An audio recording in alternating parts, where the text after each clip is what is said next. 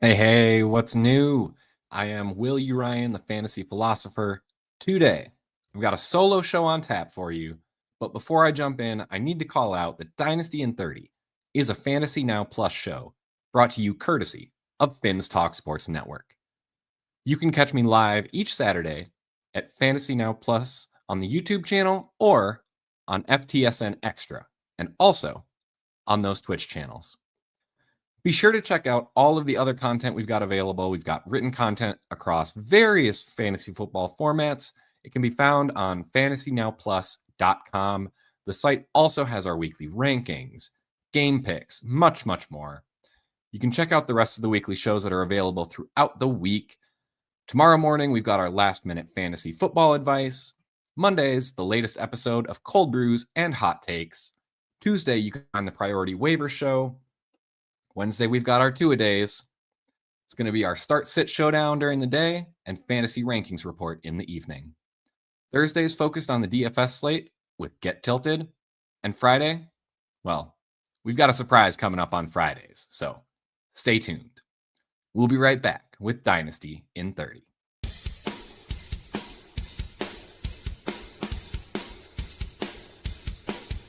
You're watching Dynasty in 30, only on Fantasy Now Plus.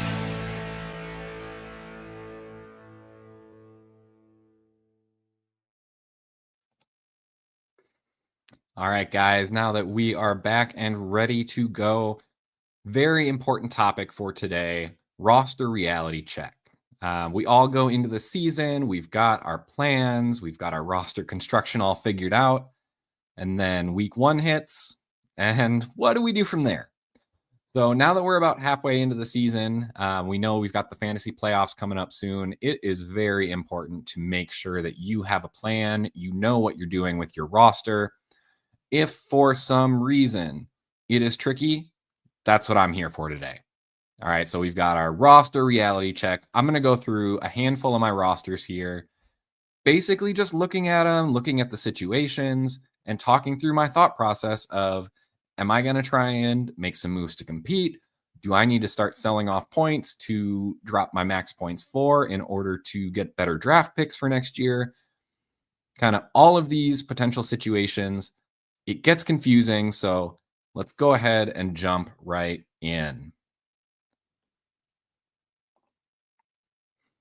So, first off, I've got a roster. It is a 12-team start 12. So it's super flex. So you got a QB, 2 running backs, 3 wide receivers, 2 tight ends, actually, 3 flex that can be running back, wide receiver, or tight end. And finally, the super flex that could also be a quarterback. So it's a point per reception league, and it does have tight end premium of a half point for each reception. So first thing to note with this setup is tight ends become way more valuable. When you're forced to start 2 in a 12-team league, all of a sudden the top 24 tight ends each week theoretically should be getting started. And then you've also got flex spots. So it's important you want to get a stable of tight ends in this league. The tight end premium just kind of bumps it up even more than that. In terms of standings, so at the moment, after week 8, I am 5-3. So winning record, I feel like I've done a pretty good job there, but I am in 7th place. So not quite in position for the playoffs yet. Obviously, I would have expected to be in the playoff picture right now at 5-3. So there must be 1 or 2 really bad teams that just everybody is beating so that everybody's in that 5-3, 6-2 kind of mess. But one of the important things that I really look for, you need to look at kind of where does your roster sit? So I like to look at max points for because I think that gives a better idea of how strong your roster actually is. Each week you can kind of get, some fluky start sit decisions that are going to impact your actual points for. Throughout the season, that should even out. But then you also want to look at kind of how teams are performing against you. So if you notice here, I've actually got the 4th fewest points against in this league.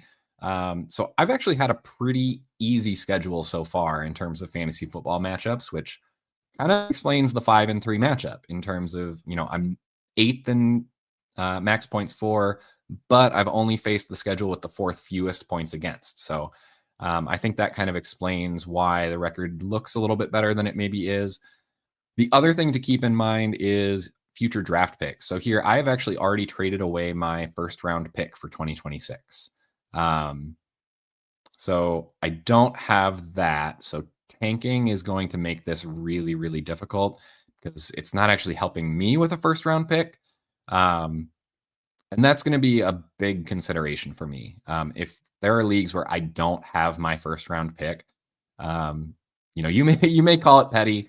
I'm not just going to hand someone the 101 just so that I can have the 201, the 301. Like, I don't think that's worth it. I would prefer to just take my middling round 2 pick and see if I can squeak into the playoffs and let variance take its course. So this league kind of sets up really nicely for that type of approach, being 5-3, 7th place. So I need to string together a couple wins to get into the playoffs, and then we'll see what's here. So let me pull up the actual roster here.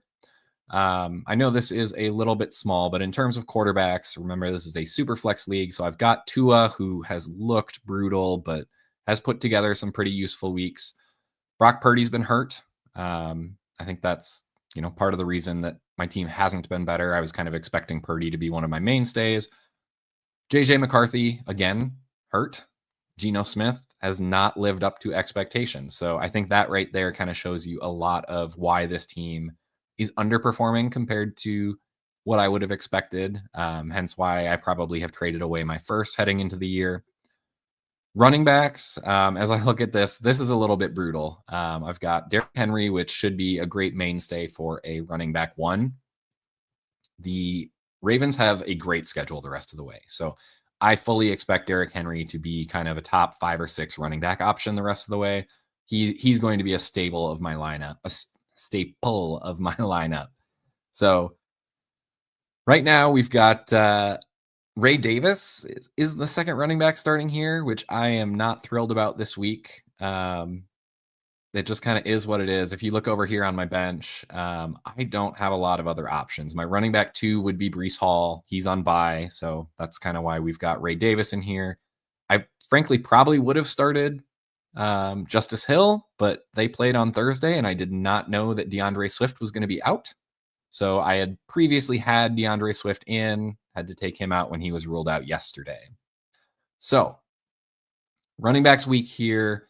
But we do, in a normal week, have a decent core between Henry, Breece Hall, DeAndre Swift. I'm thinking I should be able to kind of put together at least 2 out of 3 reasonable running backs.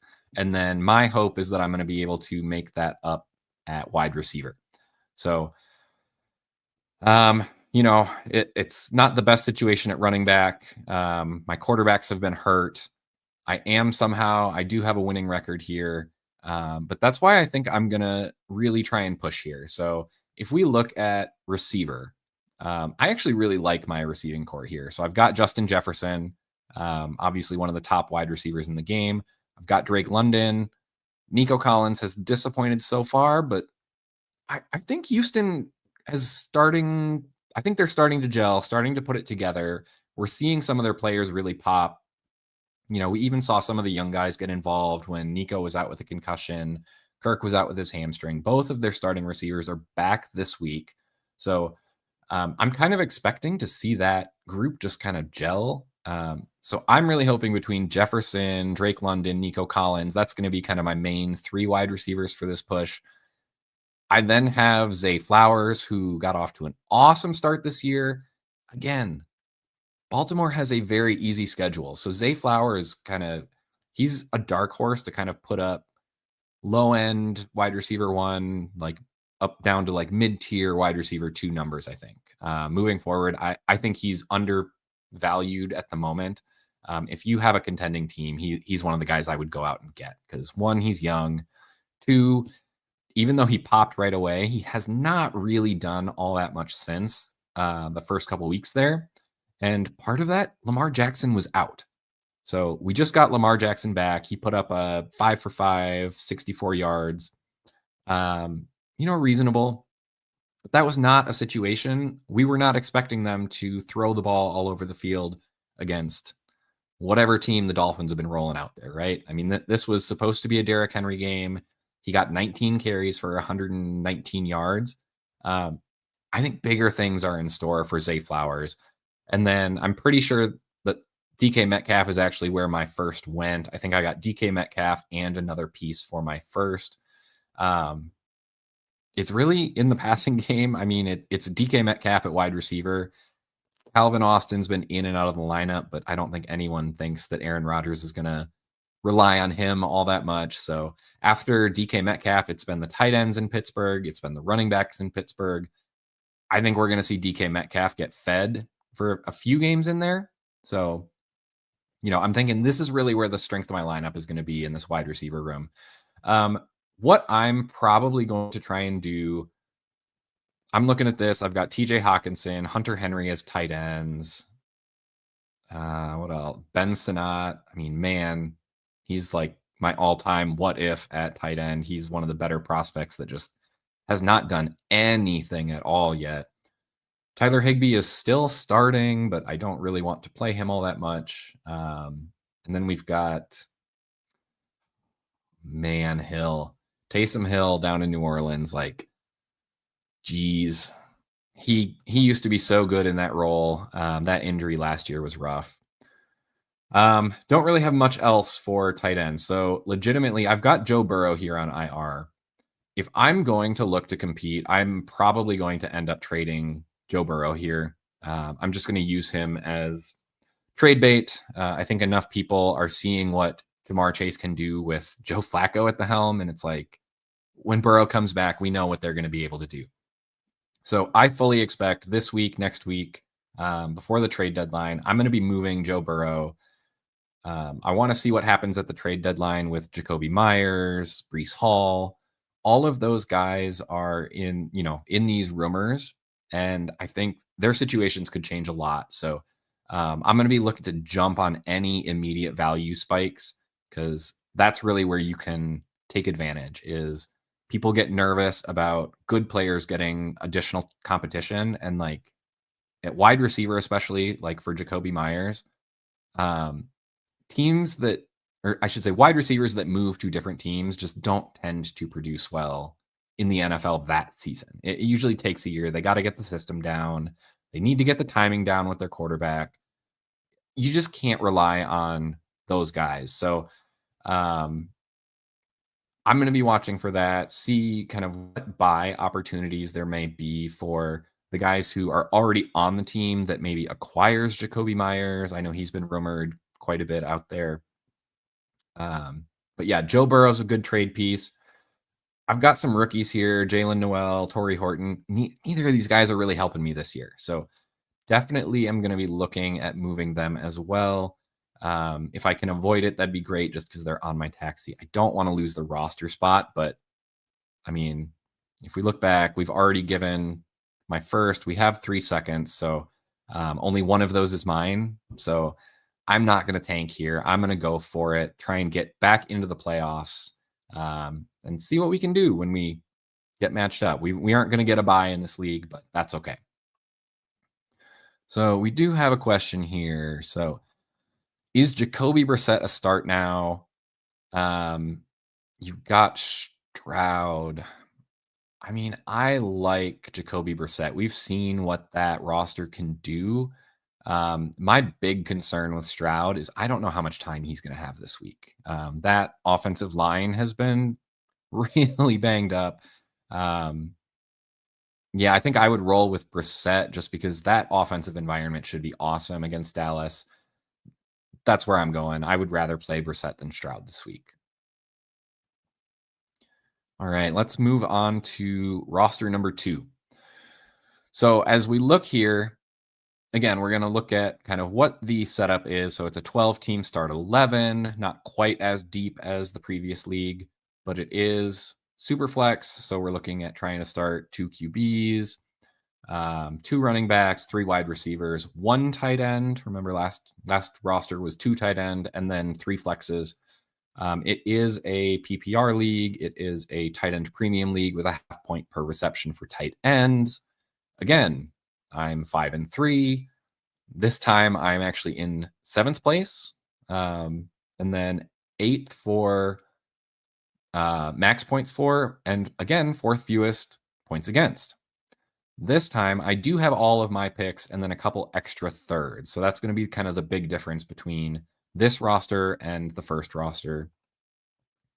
When we look at the players, again, you're going to see Brock Purdy on a lot of my teams. I think he's been super, super undervalued. That Shanahan offense is awesome.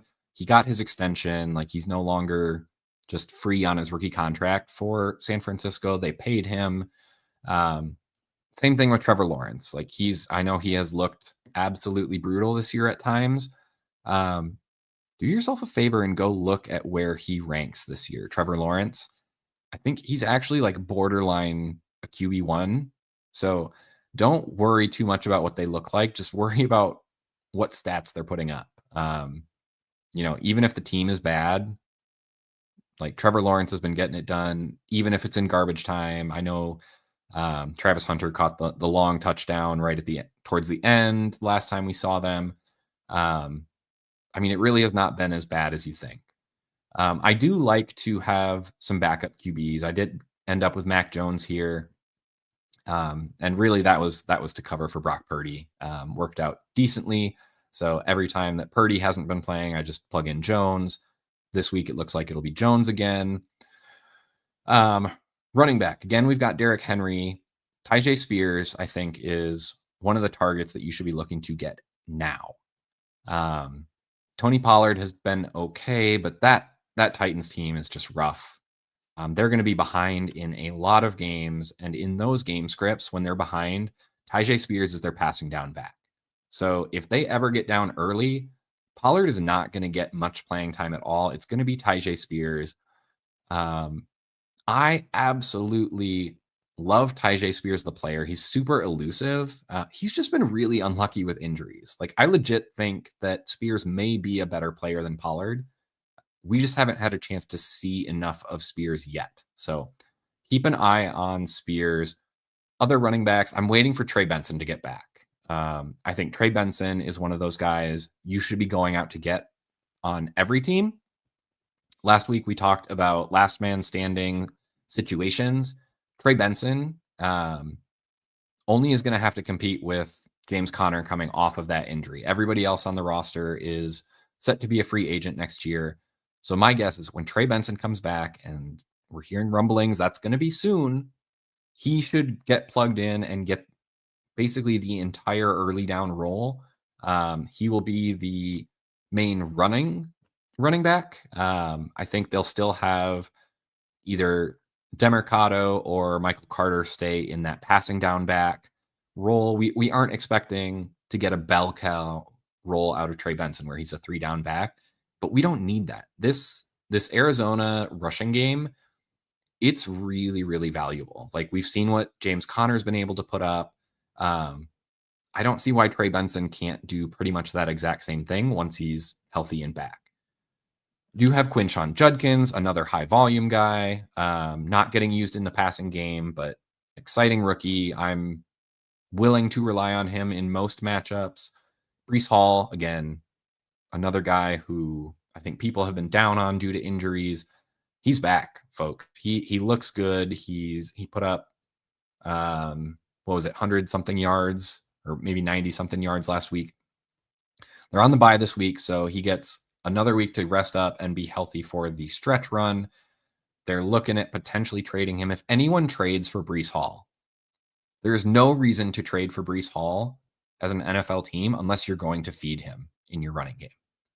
All right, so wherever he goes, if he gets traded before the trade deadline, just assume that he's going to get used more than he's getting used in New York. Okay. It's not a situation where someone's going out to get him to be a backup. He is too good for that. They know he needs a contract extension. So, I know everyone's kind of circling Kansas City right now. I think that's the dream landing spot, but I don't know that that's going to be the case. We'll see. The NFL has, lots of tricks up their sleeve. There's always surprises. So keep an eye there. In terms of other assets I've got, I don't really have a lot else. Mike Evans, I was kind of relying on to be that veteran point scorer for me. He's done for the year now. Pretty unfortunate. We lost James Conner. I don't know that I can get anything for James Conner, so I'm just going to hold him in my IR spot. Probably same thing for Mike Evans. Hope they come back, try and eke out some veteran production next year. These guys are likely to just kind of wither and die on my roster at this point, unless they can come back and start scoring next year. That's just, it happens. I do have Kyle Monangai in my taxi squad. Looks like I need to. And then we look at receiver, and I've got Puka Nacua to hold that down. I've got Olave. Pittman's been awesome this year. Got upside with Io Manor. He's been getting very, very involved as a rookie. So might need to make some moves at wide receiver just to fill out some of these flex spots. Or, as I mentioned, I do have my first round pick here. So if things go south this week, if for some reason a lineup that I'm pretty confident this week that I'm going to be able to pull out a win, just based on the way the injuries have shaken out. But if I do lose this week, I'm not going to strain here. I'll probably just sell off Derrick Henry for a first plus. He should, at this point, they're seeing what they're going to do with Henry. Everybody should be able to see what's coming. He always gets better later in the year. Loveland at tight end, I can trade away Juwan Johnson, who is getting used kind of in the same range of usage as guys like Trey McBride. Okay, he had a little bit of a dip there when he got injured. He's off the injury report now. So, if you're a contender, go out and get Juwan Johnson. If you're deciding to rebuild, and this is a team that really could go either way, I have enough pieces here to compete. If I do win, if I can get to 6-3, move up into a playoff position, I'm going to go ahead and do that. If for some reason I fall to 5-4 and, I'm already in 7th, I'd probably drop to 8th place. I'm not going to fight to make the playoffs here. But if it works this week, that's awesome. I'll try and get in and let variance take its role. Otherwise, I'm going to start tanking for my first round pick to improve. I'm already eighth most max points for. Sorry, for some reason I can't enunciate. So I'm not all that far off. I don't think I have a chance at the 101 in this league. I did take a look. They're significantly further, but I think I can get down to 103 pretty easily, dropping another spot. So can eke up, get my draft picks a little bit better for next year if I need to, but really hoping that this week can put it together, get a win, and push for the playoffs here. Okay, got a couple more questions while that one was going on. So who would we start between Sutton or Tracy? Man, I'm probably going Sutton. I get worried about Tyrone Tracy. We've seen what he is. He's not awesome. He just, he produces when he has the runway to do so. And I guess he's got that with Scadaboo out. But honestly, in a dynasty team, I am 100% looking to trade Tyrone Tracy unless I'm in a contending team and absolutely need him to start in my running back 2 spot. If I have any depth at all at running back, I'm shipping Tracy. We know what's going to happen when Scadaboo comes back. And I think people are very concerned about this ankle injury because of how ugly it looked. We've seen guys have this dislocated ankle injury before. He legitimately should be healed up in time for off-season activities. I think we're going to see Scadaboo back essentially to start the season. I don't think there's going to be a ramp up like we see with some of the injured players. Yeah, I mean, we've seen this before. It's not a super scary injury. It's not an Achilles injury that really saps your explosiveness. Once they once they replace it, get everything set, get the bones fully healed, he should be good to go in a few months. So I'm gonna go Tracy. Sorry, I'm gonna go Sutton there. I trust him. I think he's gonna be Bo Nix's top target. So if Denver is gonna do well in with their passing game at all, it's gonna be through Sutton. Dobbins or Hunt, who should I start? I mean, I'd probably go Hunt in this case. I think he should have the majority of the work. He's for sure going to be the goal line back. I do think the overall kind of scenario here with the Bills Chiefs game, I think everyone's expecting a shootout. I don't know that it's really going to be a shootout. I think it's going to be a slugfest. And frankly, that kind of plays more into Hunt just trying to take body blows all game.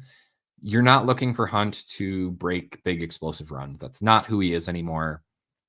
But if Patrick Mahomes, who, I mean, let's be honest, Patrick Mahomes is playing lights out again. He is back this year. Fully expect that offense to be able to move the ball at times. And when they get close, like it should be either Hunt right up the middle, just trying to use that offensive line, or I mean, we've seen them go after their new toy, Rashee Rice, being back. And so it should either be Rice scoring kind of the short yardage short yardage receptions, or Hunt on the ground. So I'm going to go Hunt, looking for the touchdowns. I think there's a good chance he's going to get more work than usual this week. So I know Dobbins has been doing well on the ground, but he really just has not been getting the touchdowns because you've got Bo Nix there. When they get close, I feel like they give him a lot of option routes, option plays where they take him to the outside and he can either throw or run depending on how the defense reacts. So I'm going to go Hunt, look for that touchdown upside. A flex Pittman or Chase Brown. That's going to be it's a closer decision, I think, than I was expecting. I'm going to go Pittman. I don't fully trust Chase Brown yet. The offense has looked a lot better with Flacco. Flacco's shoulder is hurting. He's truly questionable. I'm going to go with Pittman just because I think we know what Pittman is. There's a lot less question marks there.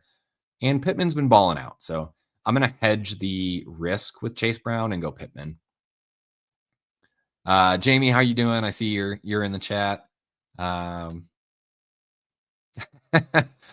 You sold a Gadsden share for 2027 first. I like that price. I think that's about where it should be. Only 17 shares left. I mean, man, you might have to bump up that exposure a little bit more, my man. I actually really like Gadsden. Valuing him, I think that first round pick is right around where it should be. I think he legit has perennial top 5 upside moving forward from a tight end position. So if you are in a league where tight end is important, I know with the first roster I was looking at, it was start 2 tight ends with a half tight end premium. Gadsden, like very much so, that's probably a 3rd round startup pick in that format for me, to give you a sense. But in normal, quote unquote normal, I know we all play different leagues. I think a first rounder is probably fair towards the top end of the range of what you legitimately can get for him in just a normal PPR and a standard, half tight end premium league. But he looks legitimate. He is essentially a wide receiver playing tight end. He's going to be fun to watch for years. So I'm absolutely going to get him. If I don't have to pay a first, I'm happy to go get him. And frankly, I'm doing it on rebuilders and contenders. He's one of those guys. He's so young that I'll take the points this year to have him over the long haul. We got Marvin Harrison Jr. versus the Cowboys, or Debo versus a good Seahawks defense. That's really tough because you do have Terry McLaurin out. So theoretically, Debo should be getting a ton of work. I pay really close attention to the reports that we are getting kind of overnight and on Sunday morning. Because if we hear anything that Debo's heel is legitimately bothering him, then I'd probably just take Marvin Harrison Jr.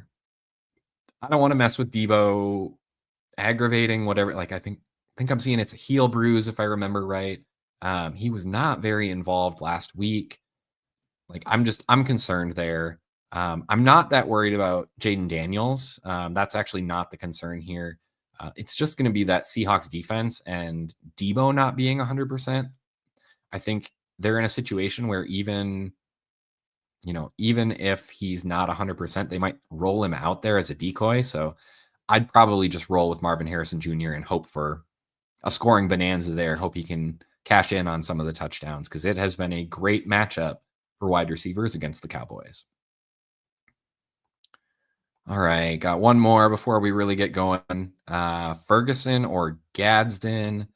I mean, is that Terrence Ferguson?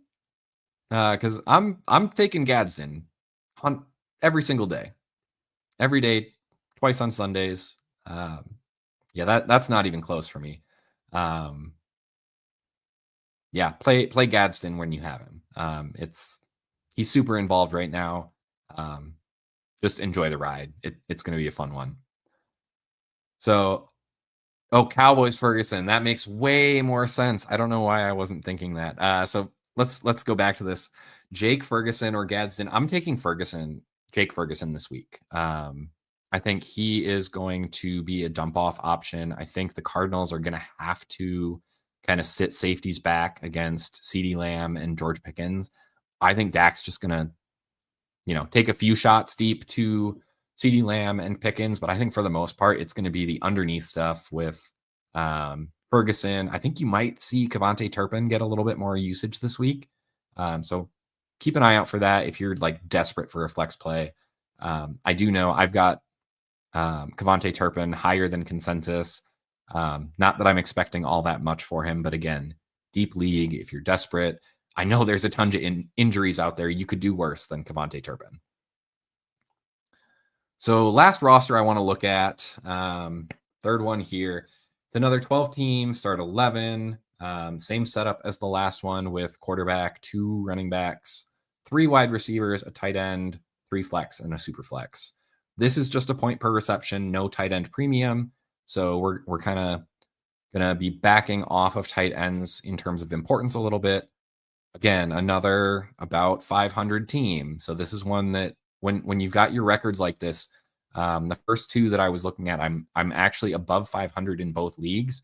But I'm not choosing to compete just because I'm above 500. I'm choosing to compete because on the first one, I didn't have my first round pick. So even though the team is probably the worst the first roster was worse than the second. But I said for sure I'm competing there because I don't have my first. The second one, I have more flexibility because I do have my first, but I want to see if I can move up. This time, I'm actually in 6th place, so I am sitting in a playoff position at the moment. I actually have the 7th most max points for, which again, kind of right in the middle of the pack, but a little bit better than the first 2 rosters. But I do have the 2nd fewest points against. So I've had a very, very favorable schedule thus far in the head-to-head matchups. I do have my entire 2026 draft pick set available with an extra 2nd and an extra 3rd. So I do have a little bit of capital to play with if I want to. Moving in, we can look at the actual players here.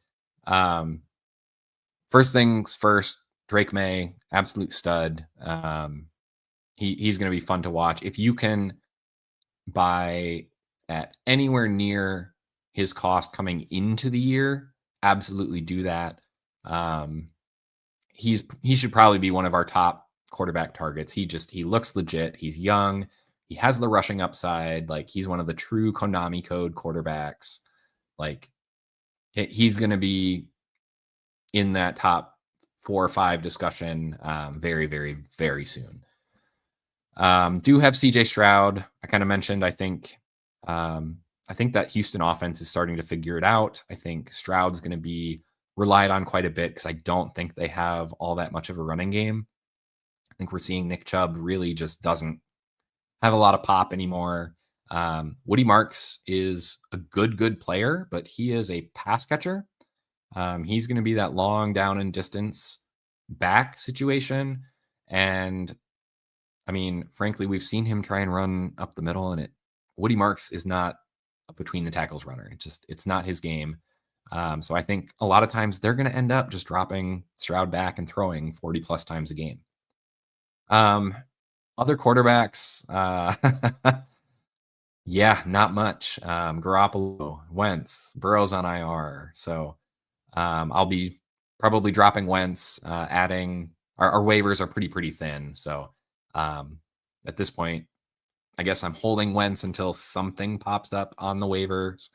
But for now, like I'm not expecting anything for Wentz. I know he's done for the year. I don't think he's going to play again after this year. So yeah, running backs. Chase Brown, I think he looked ugly early in the year. They've started to figure it out. He looked good against Pittsburgh, but I don't trust him. Joe Flacco's banged up. Like I don't know. Might be a sell window for Chase Brown, frankly, in terms of player takes. And then yeah, I've got Bucky Irving. I've been waiting for him to come back for seems like forever. Go get Bucky Irving, guys. I don't care if you're competing this year. He should be back soon. Like he's been on IR for a while now. He just needs to get healthy. As soon as he's healthy, they'll plug him back in. If you remember what his workload was, it's going to be awesome. And frankly, when people go on IR and they miss weeks after week after week, your league mates forget how good they can be. I mean, I think Bucky Irving is going to ball out when he comes back. He's actually another guy who should just continue to carry his role into next year. So I'm happy to get him this year as a kind of contending option for the playoffs.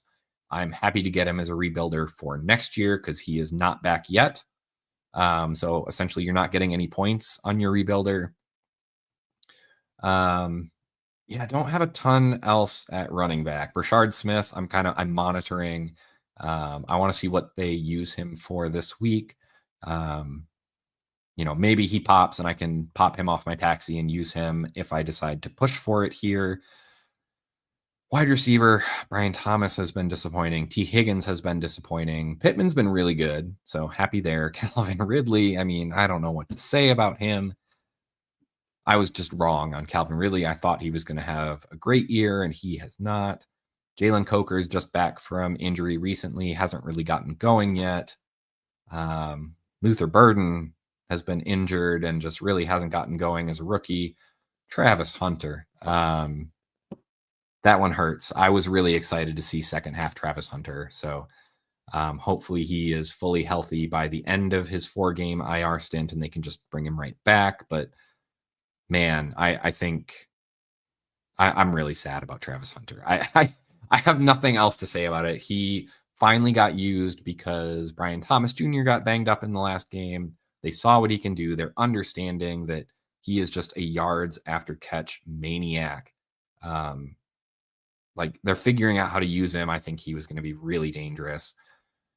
Yeah, I don't have a lot here. So honestly, I mean, this is looking like a situation. I think I'm probably just going to punt this one.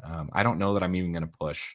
So to do that, I've got my first. So I want to get this. I want to get as low on my max points for as possible. I'm getting rid of Chase Brown. I can tell you that right now. Sunday morning, I'm going to be sending out offers for anyone who, lost DeAndre Swift for the week. They've got Isaiah Pacheco, and they're looking for another running back. Like I think Chase Brown is going to have some appeal tomorrow morning. Absolutely try and sell him in this type of situation. So if you've got a roster like this where you just don't have the horses to legitimately compete, and you've got a player like Chase Brown, go ahead and sell him coming off of a good game in a week where we've got some more running back injuries. We've got a couple buys. Like it's a good week to sell a running back, especially one that has a role. You know what you're getting role-wise from Chase Brown, but the efficiency hasn't been there. Just see what you can get out of desperate teams that need a win this week. I am going to for sure be trading Mark Andrews off of that 2 tight end game on Thursday. That's what you're looking for on your rebuilders. Take advantage of these short-term overreactions. I mean, if you look at it, he had 4 touches, guys, 4 touches. Scored 2 touchdowns, and everyone's going to remember that. But 4 touches, 5 opportunities, one target that he didn't catch. Like, he's already 30, guys. Just if you've got Mark Andrews, you need to be looking to the future. So if you are on a rebuilder and you've got Mark Andrews, see what it takes to get up to Gadsden. If it's not someone who's demanding a first for him, Mark Andrews plus to go get Gadsden, and I am ecstatic. As soon as Calvin Ridley comes back, you can't really sell him while he's out. But once he comes back, fingers crossed, he gets hyper targeted as their wide receiver 1 again. I don't know if that's going to be the case though. But again, short-term value bump is what we're looking for here. See if you can get up to a second. I'm snap accepting that for Calvin Ridley at this point.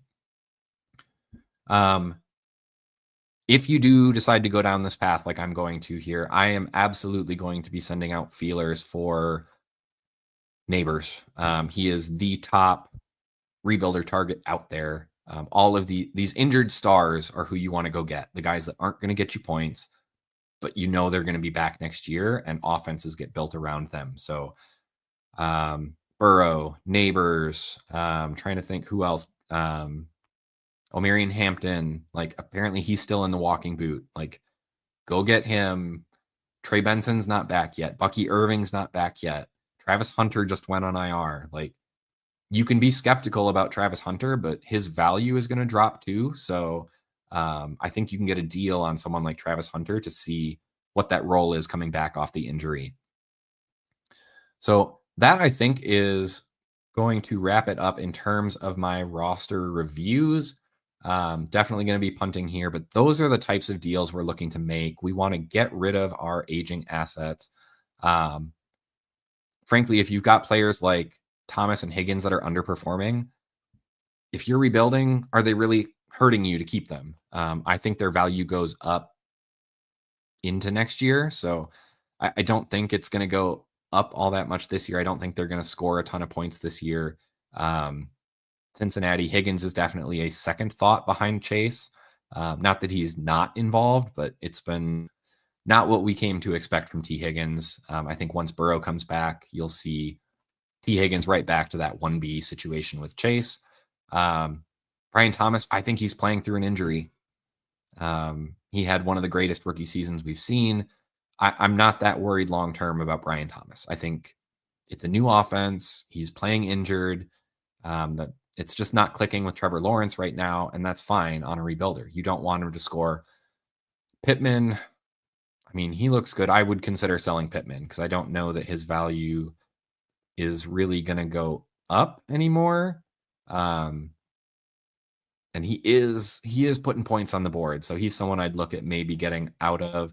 I want to, at this point, I definitely want to try and get a first plus, or, if I can sell Pittman for Hunter plus, that type of situation, or if I can go Pittman plus to get up to Neighbors, it's going to take, a decent plus there on top of Pittman. But how many wide receivers legitimately get 30% target shares? I think the answer is like 4, maybe 5. Jefferson, Chase, Neighbors when he's healthy, and ARSB, Amon-Ra St. Brown over in Detroit, I think are the 3. I mean, yeah, I'm going for Neighbors if I can get him on every rebuilder. So, all right, we do have a couple last questions before we go here. Let me get rid of that. Rest of season, Dak or Flacco? Definitely Dak. Flacco's been good. I think Flacco's going to be a quarterback 1, but Dak is he's in a great offensive environment. Dak has more future appeal. I don't think anyone expects Flacco to continue. There are rumors that Burrow's going to be back late in the season. I would hate to, if this is a rostering question, I would hate to roster Flacco over Dak, only to have Burrow come back in the fantasy playoffs. So I'm definitely going Dak there.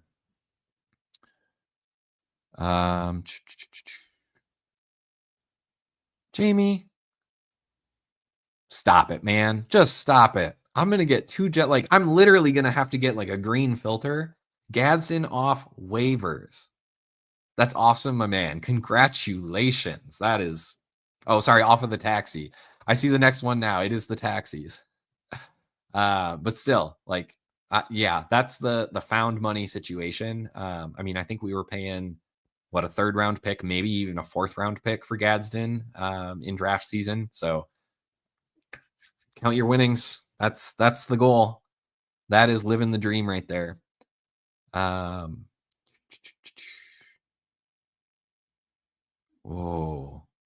Offered Pittman during the rookie draft for a 3rd to get Fannin, and everyone declined. That's one of those that I totally understand that move. I think a lot of people were down on Pittman during draft season, and that's one where you're just like, thank you for bailing me out, everybody in my league, because we see how that one turned out. So with that, guys, gone over a little bit, but I think it was really important to talk through the decision making, how I'm looking at my rosters.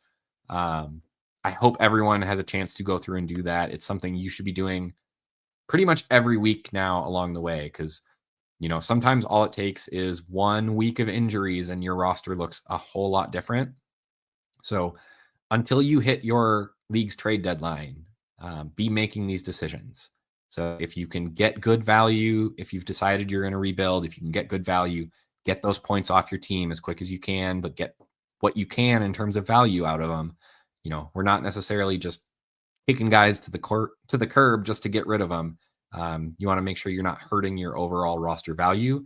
You're just shifting that value into assets that are either A, more liquid in terms of draft picks, and B, more insulated. So you want guys who, they're already injured. They're not going to drop in value anymore.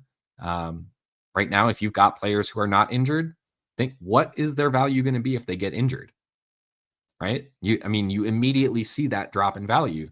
So if you've got people that are already injured, their value is not going to drop. And when they come back, it should increase. The only time it doesn't increase is if for some reason they don't get their rollback. So take advantage of injuries, take advantage of the short-term market as people react. We had the Andrews game. We had the Isaiah Likely game where he had a good game on Thursday. See what happens this Sunday. There's always someone unexpected that pops. You look down your roster, you find out you got him. That's where you turn around and sell them, unless it's someone who you decide you're going to build around. So with that, I think I'm going to call it there. Have a great rest of your weekend. Enjoy week 9. We are in the midst of it. This is the glory days of fantasy football. So till next week, thank you all for tuning in. Make sure you like and subscribe below. And let's get it. Dynasty in 30. Back next week. See you guys. Thanks for listening. Be sure to like and subscribe wherever you watch or listen to podcasts.